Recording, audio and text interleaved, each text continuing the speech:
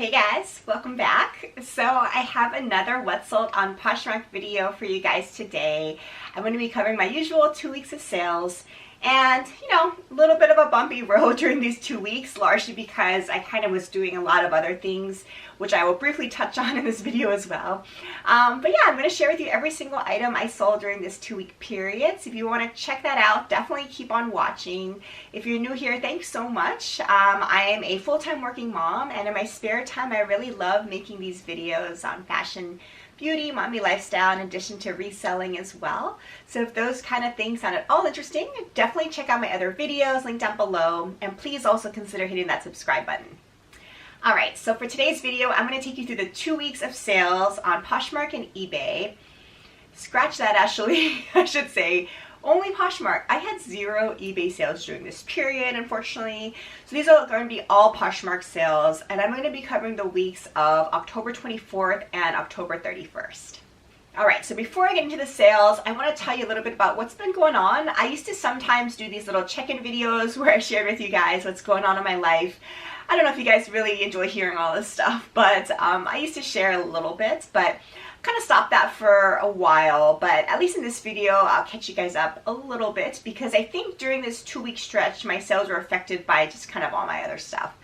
So I would say there's nothing really major going on right now. During this 2-week stretch, though, of course, we ran into the Halloween time, and Halloween for us has always been a pretty big deal. We have a pretty decent sized kid party annually for the past several years with our kids' friends, initially from daycare. And now that my oldest kids are in elementary school, we still had kept up with those daycare friends, even though they no longer go to the same schools. So I kind of look forward to seeing those friends and the kids' parents, at least once a year.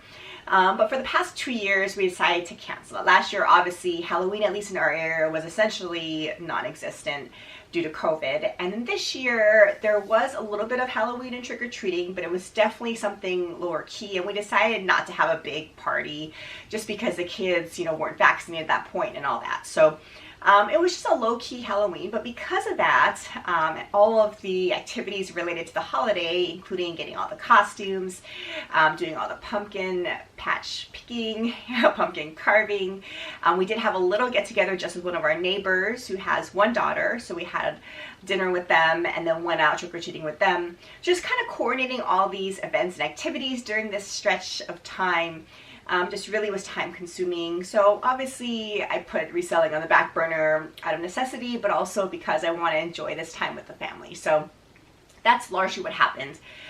Besides that, work is still going strong, of course, in the hospital. Things are as busy as ever, not necessarily all from COVID anymore, but I think some of the fallout still, where people weren't able to get and still aren't able to get good quality healthcare and screening and preventative services, such that we see the effects of people having more infections now, being sicker. Their chronic diseases are not as well managed now.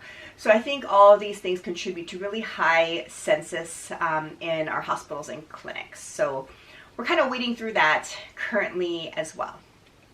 So that's essentially what's going on. I'm super excited because my kids, when I'm shooting this at least, are going to get vaccinated this week. So by the time you see this, they are going to be probably fully vaccinated, which is really exciting for us. So it'll give us a little bit more breathing room and comfort over the holiday time. My youngest child, of course, is less than 5, so she won't be, but the other 3 are able to be. So I'm really excited about this milestone too. So I think a lot of fun things ahead, looking forward to the holidays, although of course there's going to be a lot of holiday hustle and bustle here, so we'll see how I can do with reselling. And I think reselling really is something that you kind of get out what you put in. So the times that I am not able to put a lot into this, for instance this 2-week stretch, you see what happens where your sales definitely go down a bit, but that's just the ups and downs of this, I believe. So not too unhappy about it. I'm always thankful to make any sales regardless, especially when I'm really not listing anything. So I'm excited to share with you. I do have a handful of pretty decent sales, including retail arbitrage, that hopefully you can learn a bit from and might want to consider picking up for yourself as well. All right, so I'm gonna go ahead and get into it finally. So again, I'm covering the 2 weeks of sales, and as per usual, I will be sharing with you guys my earnings and take-home earnings on Poshmark. I won't be sharing my cost of goods. I do include all that information in haul videos that I've linked some examples of down below. In case you're new to Poshmark and want to check out Poshmark for yourself, definitely consider using my referral code when you first sign on. And if you ultimately make any purchase on the site, either my closet or anyone else's, you will save $10. So that referral code to put in there is MODMOMMD. That's MODMOMMD. All right, so I'm going to jump into my first sales. And again, these are all on Poshmark. Sadly, I had no eBay sales. My presence on eBay still is nowhere near as strong as on Poshmark, so this is not totally surprising, but it's kind of a bummer because over the past several videos, I've been making pretty consistent eBay sales. I will have future eBay sales to share with you in my upcoming What Sold video, because currently as I'm filming this, I at least have made one eBay sale so far, so hopefully the trend will continue. All right, so let's see. The first thing that sold here was this pair of Guess jeans. It was a Guess Malibu Distress black straight leg jean in a size 26. So this is an example of a fail for me. I picked this up over 2 years ago, honestly, when I was just getting into reselling. Didn't know a lot about brands and what to look for. I kind of went on style and things that I thought people might be searching for.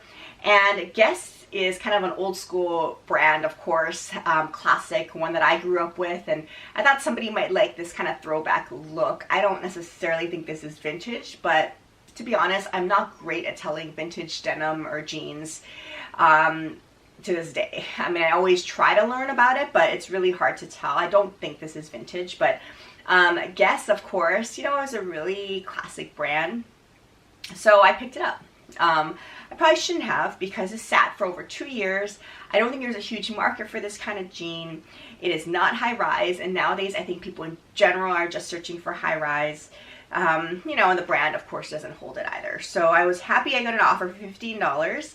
My net earnings were $12, so not a great turnaround or profit, but I was happy I moved along. And the nice thing is the buyer sent me a really nice love note because she said they fit perfectly. So that just made me feel good. At least this was a positive outcome from this failed buy, but nonetheless, I was very happy this finally sold. All right, the next item was one of my favorites of this period. It was Retail Arbitrage from Vince. This was the Heath cross-strap black suede heeled sandal, as you can see here. Totally gorgeous, my style, also my size 7. So I picked this up through Retail Arbitrage. I love selling Vince. I like wearing Vince items personally just because it's great for workwear, apparel, I would say. I didn't really try out the shoes before, so I wanted to give this one a try. And I think this one did pretty well. Because I paid up for this, it wasn't a spectacular sale, but it was a pretty good seller. So I definitely went for this for a couple of reasons. I really liked how classic it was. Again, Vince is a great brand. People search for it, I think. And more importantly, I think this mule style is still very popular and trendy. And it's very versatile. I mean, you can wear this with dresses, with slacks. I think this style of shoe looks great as well. So that's kind of the reasons I went for it. And it's kind of an average type of size too. And in general for Retail Arbitrage, I tend to pick up my size if possible because it's a little bit of a safety net for me, and thinking that if I can't resell it, ultimately, if I like the item, I can actually wear it. So that's what I did here. So I did accept a best offer of $120. So my net earnings were $96. Yeah, that was a pretty decent return for me, at least from my perspective. It wasn't spectacular, but yeah, one that I would consider picking up again, honestly. All right, the next item that sold was from Athleta, and it was called the Essence Low Arfogen. I can't pronounce this name, but Tencel tank top. And it was in a size extra large. It was new with tags, but I did thrift this. And it did sell for a best offer of $27. So my net earnings were $21.60. So again, this was a pretty good turnaround and profit. Athleta still sells pretty well. This is a pretty basic tank though. So I didn't expect it to go for too much, but it was nice that it was new at tag. So in general, if I see a new at tag Athleta piece for a decent price, I will still buy it. So yeah, I was happy this moved along. I did sit on it for a long time, well over a year as well though. So not a great turnaround, but ultimately I'm really happy that this sold. So I have an interesting story. I don't have a picture up of this item because it's still for sale in my closet, but I did actually also during this time sell Irish sweater on Poshmark for an offers to likers that was accepted. And the sale went through, and usually a buyer, at least according to the Poshmark website, has 3 hours or so to, I guess, cancel the order, such that they don't want you to list your item as shipped until 3 hours after the sale goes through.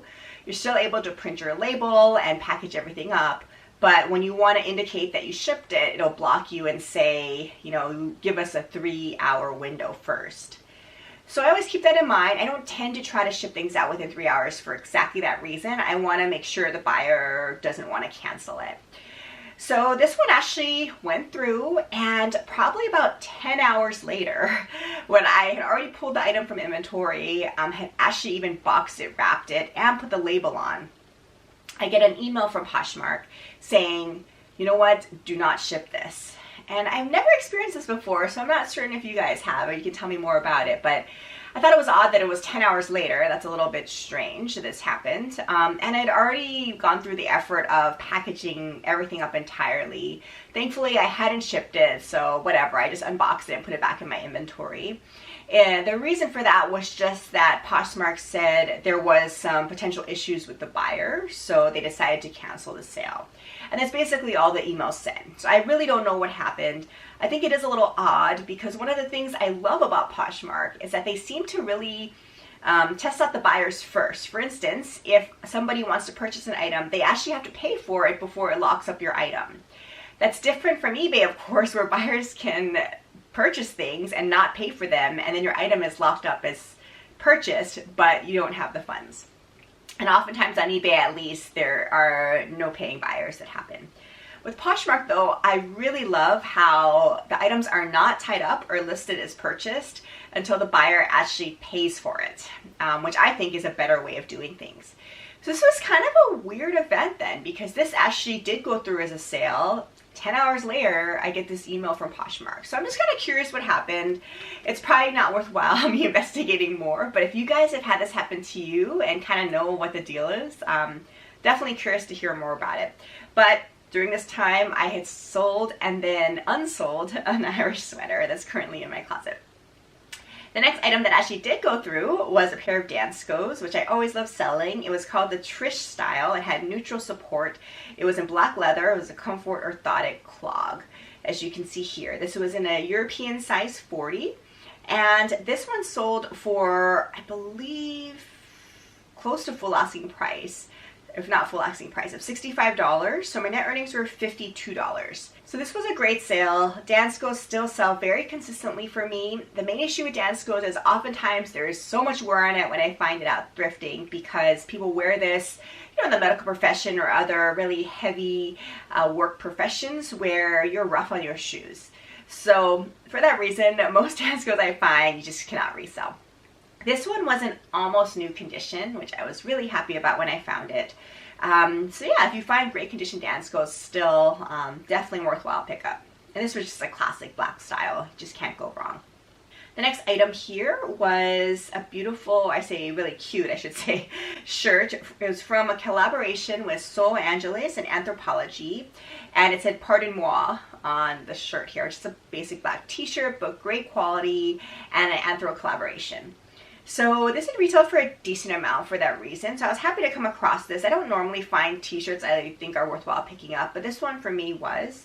It was in a size medium, and I accepted a best offer of $25, so my earnings were $20, which for me was a decent profit. And this shirt had gotten a decent amount of likes. I mean, it had 22 likes on the shirt, which isn't bad for me. Excellent condition. I think it's just a really trendy kind of shirt. I would love to see this time of year kind of layered under a flannel or something like that. I think it would look super cute to wear kind of a graphic tee under that. So really versatile piece. You can wear year round if you layer it in the cooler months, and then of course in the warmer months you can wear it alone with cut-off shorts, jeans, you know, just really versatile.